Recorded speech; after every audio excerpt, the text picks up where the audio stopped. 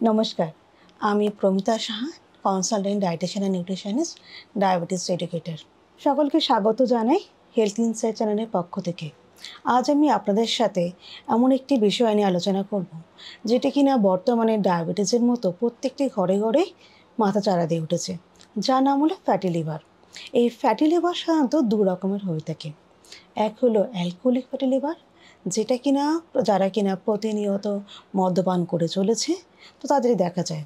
আর second most important হলো non alcoholic fatty liver, যারা কিনা কখনো মদ ছুঁয়েও দেখেনি, তাদের ক্ষেত্রেও এটা দেখা দিতে পারে। আমাদের শরীরের ইন্টারনাল অর্গানগুলো এতটাই স্ট্রং যে 80 থেকে 90% ড্যামেজ না হওয়া পর্যন্ত তার সমস্যা আমাদের চোখে ধরাই পড়ে না। ঠিক সেই রকমই আমাদের internal organ, most important internal organ হলো লিভার, যেটা কিনা আমাদের শরীরে প্রতি মিনিটে প্রায় 1 থেকে 1.5 লিটার ব্লাড ফিল্টার করে চলেছে। তবে লিভারের কিছু সমস্যা আগে থেকেই আমাদের চোখে দেখা দেয়, যেমন হলো পেট ফুলে যাওয়া, খাদ্য ঠিকমতো হজম না হওয়া, পেটে গোলমাল দেখা দেওয়া, খাদ্যে অনীহা, মুখে দুর্গন্ধ বেরোয়।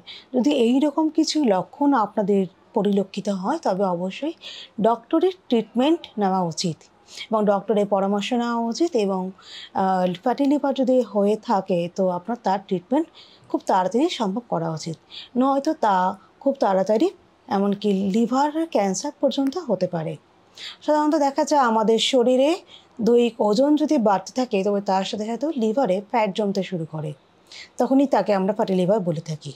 দেখা গেছে যদি আপনি দৈহিক ওজনে 5 থেকে 10% লস করতে পারেন, তবে আপনার লিভার থেকে ফ্যাট আপনার 3 থেকে 5% কমে আসতে পারে। তো এবার যদি আপনি দৈহিক ওজন যদি কমাতে চান বা ওয়েট লস করতে চান, তবে এই ওয়েট লস করার জন্য বিভিন্ন রকমের ডায়েট হতে পারে, যেটা কিনা বর্তমান সমাজে মিডিয়া হিসেবে চলছে। যেমন হতে পারে keto diet, Mediterranean diet, water fasting diet, intermediate diet, neutropenic diet, বিভিন্ন রকমের ডায়েট হতে পারে। তবে আমি বলবো সবথেকে জরুরি দেওয়া উচিত ব্যালেন্স ডায়েটের ক্ষেত্রে, কারণ এতে protein, carbohydrate, fat, vitamins, minerals, fibre সব কিছুর মাত্রায় সমান পরিমাণে থাকে। আমি একরকম ডায়েটের কথা বলছি, ব্যালেন্স ডায়েটের কথা বলছি। যদি আপনি মোটামুটি ফলো করতে পারেন, তবে আপনার মোটামুটি 1 মাসে 4 থেকে 5 কেজি লস হওয়া স্বাভাবিক। যেমন ধরুন, আপনি সবার শাকসবজি, এই শাকসবজি দৈনিক খাদ্য তালিকায় যদি অন্তর্ভুক্ত করতে পারেন এবং সেটা যদি একটু কালারফুল ভেজিটেবলস হয়ে থাকে, যেমন ধরুন বিটস হতে পারে, গাজর হতে পারে, আপনার ব্রকলি হতে পারে, কিছু লিফি ভেজিটেবলস হতে পারে, হ্যাঁ, পাতিলেবু হতে পারে বা একটু গার্লিক হতে পারে। এইগুলো যদি দৈনিক খাদ্য তালিকায় অন্তর্ভুক্ত করতে পারেন, তবে আপনার ফ্যাট লস খুব ভালোভাবে হতে পারে। কারণ এইগুলো রয়েছে কালারফুল ভেজিটেবলসের মধ্যে রয়েছে প্রচুর পরিমাণে ফ্ল্যাভোনয়েডস, প্লাস রয়েছে আপনার হাই ফাইবার এবং অ্যান্টিঅক্সিডেন্ট রিচ থাকা। এটি শুধুমাত্র ওজনই কমাবে না, এটা হচ্ছে আমাদের লিভারকে ডিটক্সিফাই করবে এবং লিভারের কার্যক্ষমতা বাড়াতে সাহায্য করবে। সেকেন্ড যে কথাটি আমি বলব, সেটা হচ্ছে সিরিয়াল জাতীয় খাবার। সিরিয়াল বলতে শুধুমাত্র আমরা ভাত বা রুটিকেই বুঝি না। এছাড়া আমার ডালিয়া হতে পারে বা ওটস হতে পারে বা মিউসলি হতে পারে, কিউনিয়া হতে পারে, চিড়ে হতে পারে, মুড়ি হতে পারে। সব কিছুই আমাদের দৈনিক খাদ্য তালিকায় রাখা উচিত, তবে সেটা ওজন বুঝে এবং পরিমাণ মাফিক রাখা উচিত। এবং সেকেন্ড আমি যে কথাটি বলবো, সেটা হচ্ছে পালসেস।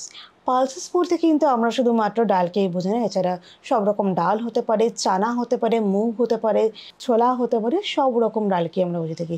সেটা তার ওজন অনুযায়ী 30 থেকে 50 গ্রাম দৈনিক আপনি গ্রহণ করতে পারেন। এতে প্রোটিনের পরিমাণও বাড়লো, এতে হাই ফাইবারও রইলো। এছাড়া কিছু পরিমাণে এসেনশিয়াল কিছু ভাইটামিনস, মিনারেলসও আপনি পেতে পারেন। চতুর্থ যে আমি কথা বলবো, সেটা হলো ফল। দৈনিক খাদ্য তালিকায় অবশ্যই ফল রাখবেন।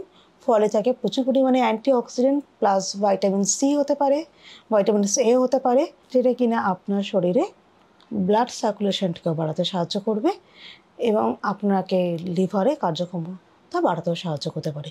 দৈনিক খাদ্য তালিকায় 50 থেকে 100 গ্রামে ফল অবশ্যই রাখা উচিত।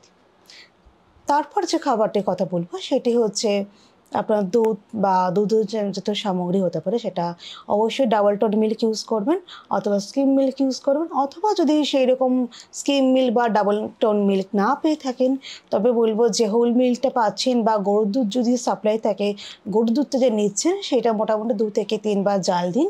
জাল দিয়ে ওপরে যে সর থাকে সেটাকে ফেলে দিন, দেন তারপর সেটাকে আপনি গ্রহণ করতে পারেন, অথবা সেই দুধ থেকে তৈরি ছানা বা টক দই আপনি সারাদিনে গ্রহণ করতে পারেন।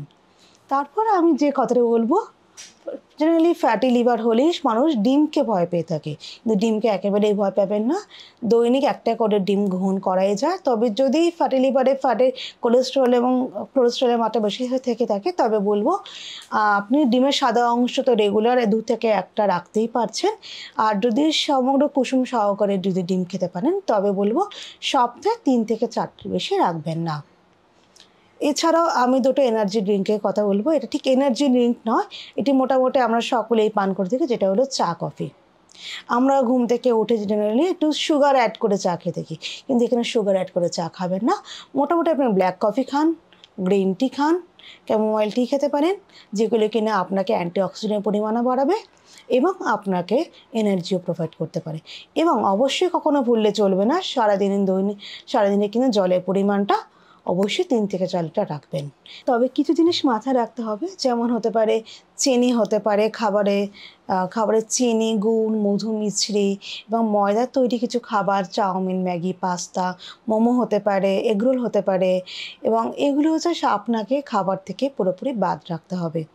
এগুলো যদি মেনে চলতে পারেন তবেই আপনার ওজন কমবে এবং সাথে সাথে আপনার ফ্যাট লসও হবে। এই কথাগুলো মাথায় রেখে চলবেন। ভালো থাকবেন, সুস্থ থাকবেন।